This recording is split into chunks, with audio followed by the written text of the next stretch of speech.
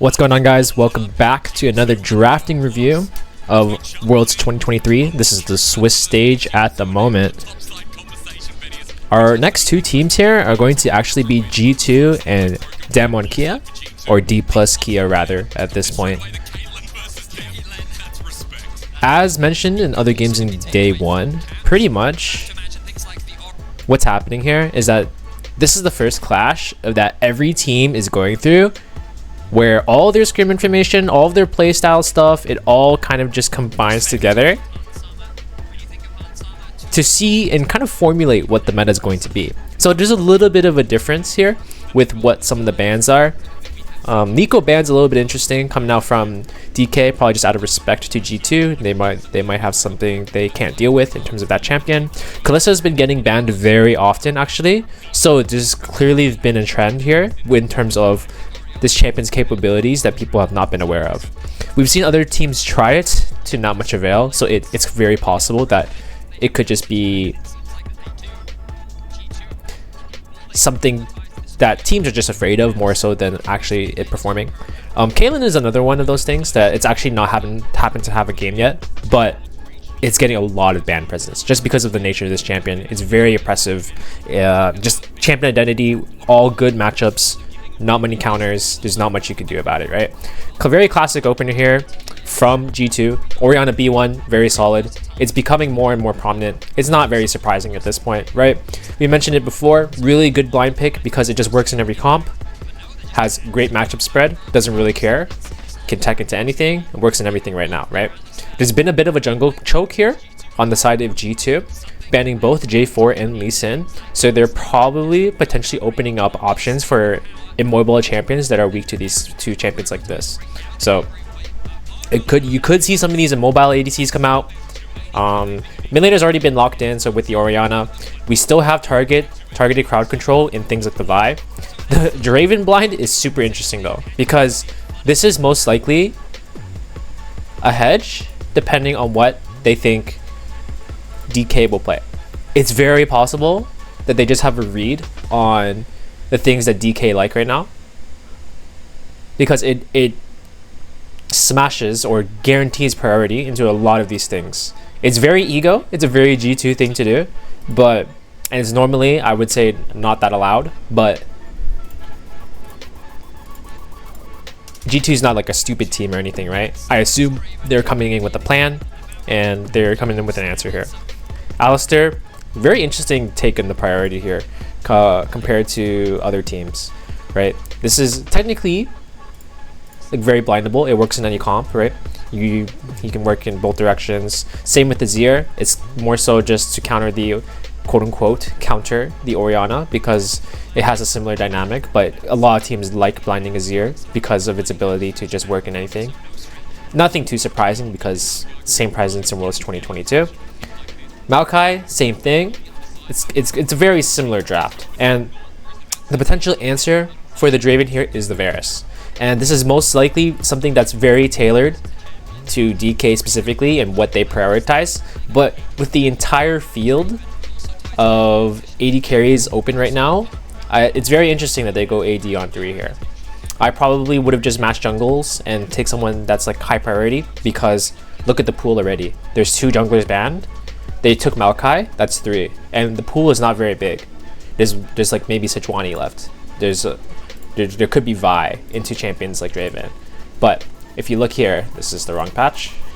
On the Worlds patch is 1319. You could go things like Nocturne, guaranteed engage, but it's a little bit more risky. But other than that, it's like, if you honestly look down, there isn't too much. Like, you could go Viego as well, but it really depends on what DK think they're cooking here, but it's a little bit hard. There's only maybe 4 or 5 viable champions at most banned in the jungle or viable in the jungle in this meta. It's a little bit risky here. Teams are still not getting creative enough with AD carry. We've seen T1 go on it a little bit with the Ashe. Ashe also would have been great here. I think preferably over the Varus, to be honest with you. But I digress.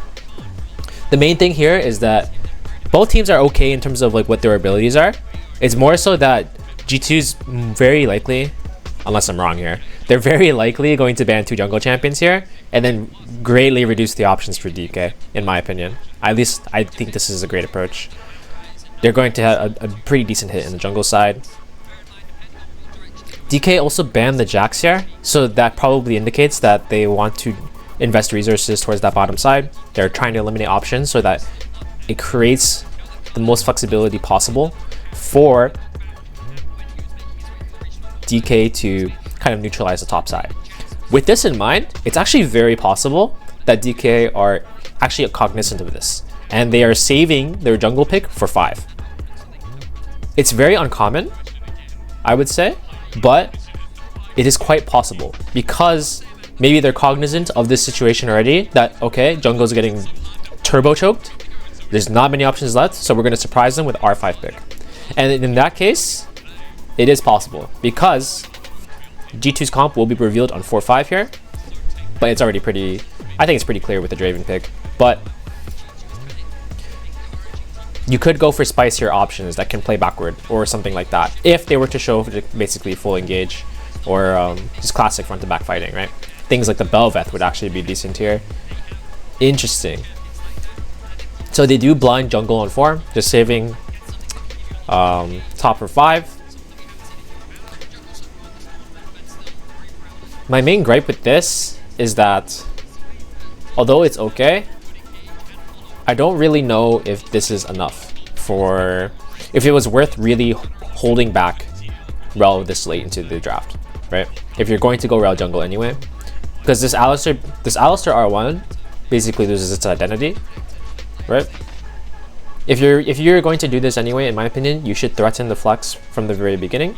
There's a very low chance they're going to ban Alistar, and then you can build your answer. G2, very good here because now Rel is revealed, and it's pretty much said that DK pretty much have to play targets here, especially with Draven. And the Renata, very classic pick to hedge against this. A lot of teams are super disrespecting that and support counter pick at the moment because a lot of teams are just thinking, okay, we need a lot of CC on support, we need a lot of engage, let's do it. The Jace is actually pretty smart in terms of a counter pick because if they go, now they shift, because their DK is now shifting their identity of their comp a little bit. The mindset behind this is that normally, with just these 4 champs revealed, right, they're thinking you want to play forward. So G2 is hedging against that a little bit, and then they have prio in a lot of their lanes around the map. So there are a lot of flexibility here so that they can safely prevent DK from getting any advantage and making the game unplayable by like 15-20 minutes. They counter this. This is a little bit of an old school move though. They counter this by actually going Jace 5, which is alright interconnected. So they're sacking the matchup a little bit in exchange for the ability to outrange and actually threaten G2 in the early phase, to do something in the early game. The only problem with this is that G2 can do something in the early game, and they actually have a lot of ways to play through the map right now. And a lot of these champions that DK have, it's not necessarily a compositional issue. It's more so that the champions kind of just aren't that strong in terms of working, especially when working together in this case. But my main flag is the Varus, which I'm not going to doubt DK's decision in terms of why they think it's good, but overall it's like definitely not the AD carry that comes to mind when thinking about this patch, right? Utility AD carries, definitely both the other ones like Jhin and Ashe are like a lot better here. They will achieve more. If you're going for like a sort of poke win condition, you could have gone Ezreal on 4, and then you can go jungle Rel or Jace on 3 instead. You're not going to really lose much in my opinion, right? So right idea by DK, but there's like these little subtle movements that G2 caught onto, and they actually got away with in order to come out ahead in this draft. I would effectively rate this maybe like a 65-35 draft in favor of G2, right? If the game goes to like 35-40 minutes, yeah, sure, G2 will get the range advantage. DK will get the range advantage, and then the game will be over.